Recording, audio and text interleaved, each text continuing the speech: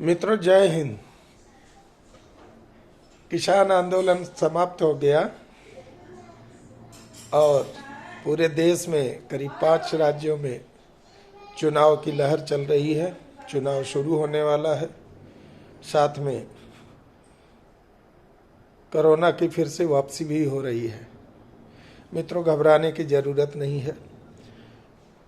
इसी का नाम प्रकृति है, इसी का नाम संसार है, इसी का नाम आप है और इसी का नाम भगवान है। ये सब कुछ साथ साथ चलता रहेगा। मित्रों, आपसे मुखातिब होने का आज मेरा कारण ये है कि किसान आंदोलन समाप्त होने के बाद आंदोलन जीवी फिर से बेरोजगार हो गए हैं। बड़ी विडंबना है कि उनको कोई मुद्दा नहीं मिल रहा है।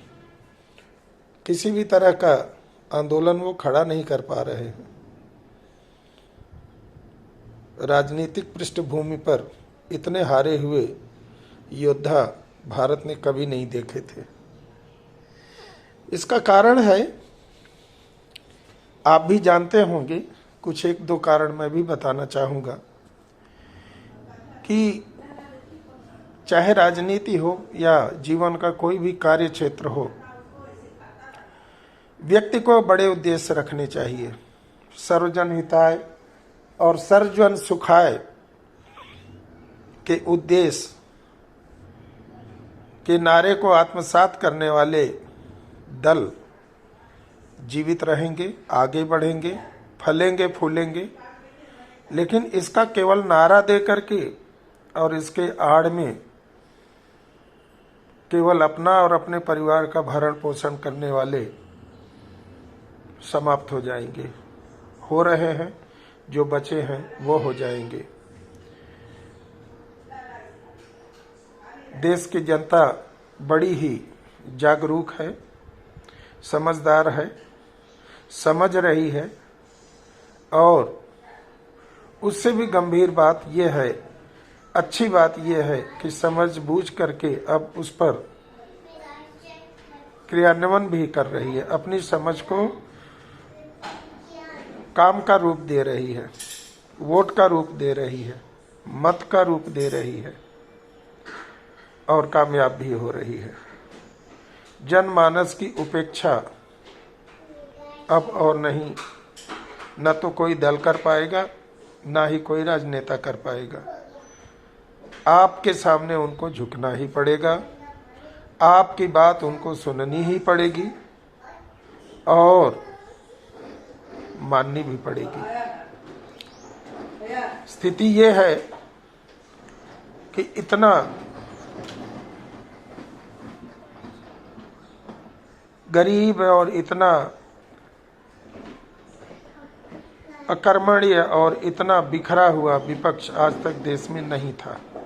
क्योंकि तब सरकार में भी वही लोग होते थे, लगभग उनके हथियार और उनके तुरीण के बाण वही होते थे जो विपक्षियों के होते थे। पहले सरकार भी परिवार पोषक थी, विपक्ष बिखरा हुआ था, पर विपक्ष में लड़ने की अकूत ताकत थी, मौके की तलाश थी, मौका मिला और उन्होंने उसका भरपूर फायदा उठाया। जो आज का विपक्ष है वो उसी सरकार का, पिछली सरकारों का हिस्सा है। वो कभी उन्हीं के साथ उठते बैठते थे। उनके और उनके उद्देश्य लगभग एक ही होते थे, इसलिए वो आज इकट्ठा नहीं हो पा रहे हैं। विपक्ष में होते हुए भी कारणों का अभाव है, आंदोलनों का अभाव है, तथ्यों का अभाव है, तर्कों का अभाव है। बस बात है तो एक ही, जातिवादी। समग्र विकास की बात तो वो सोच भी नहीं सकते, क्योंकि उसमें वो स्वयं ही समाप्त हो जाएंगे। उनका भूतकाल भी बड़ा खराब रहा है और भविष्य तो खराब है ही। अब प्रश्न आता है कि देश अब जहाँ चल रहा है, जिस दिशा में चल रहा है, जिस तरह का विकास कर रहा है, मैं उस विकास के समर्थन में हूं और उसका पूरा सम्मान करता हूं। इस समय जो पूरे संसार में मंदी है, उसमें यही विकास भारत को उस मंदी से उबार रहा है। अर्थशास्त्र में कहा गया है कि जब मंदी हो तो निर्माण करना चाहिए, और इस निर्माण कार्य में लाखों करोड़ों लोगों को रोजगार भी मिल रहा है। वो काम में लगे हैं। ये कोई रोबोट नहीं बना रही है, न सड़कें, न पुल, न अस्पताल, न विद्यालय, न कॉलेज, न मेडिकल कॉलेज, न हवाई अड्डे। ये क्या रोबोट बना रहे हैं? उन लोगों को मैं मूर्ख कहूँगा, या मूर्ख है वो, कहने की जरूरत नहीं है, जो अभी भी बेरोजगारी है का डंका पीट रहे हैं। मैं तो कहूँगा कि उनको डाटा के साथ बात करना चाहिए, क्योंकि उनकी सरकारें ज़्यादा समय तक देश में रही हैं। तो उन्हें बताना चाहिए कि हर दिन, हर घंटे, या हर हफ्ते, या हर महीने, या हर वर्ष उन लोगों ने कितनों को रोजगार दिया है। पहले वो अपना डाटा जनता के सामने रखें, तो उन सबों से तो यह सरकार ज़्यादा जवाबदेह है। क्योंकि ये जब भी जनता के समक्ष आते हैं, जब भी जनता के किसी प्लेटफॉर्म पर इनके नेता या इनके प्रतिनिधि आते हैं, तो ये डेटा के साथ अपनी बात रखते हैं कि हमने ये किया, हमने वो किया, और इसके ये परिणाम हैं जो सबके सामने हैं। दुख है कि विपक्ष इनको केवल एक ही जातिवाद के दलदल में घसीटना चाहता है, जहां वो खुद फंसे हुए हैं। जातिवाद और परिवारवाद की राजनीति में फंसा हुआ विपक्ष मोदी और भाजपा का मुकाबला तो नहीं कर सकता।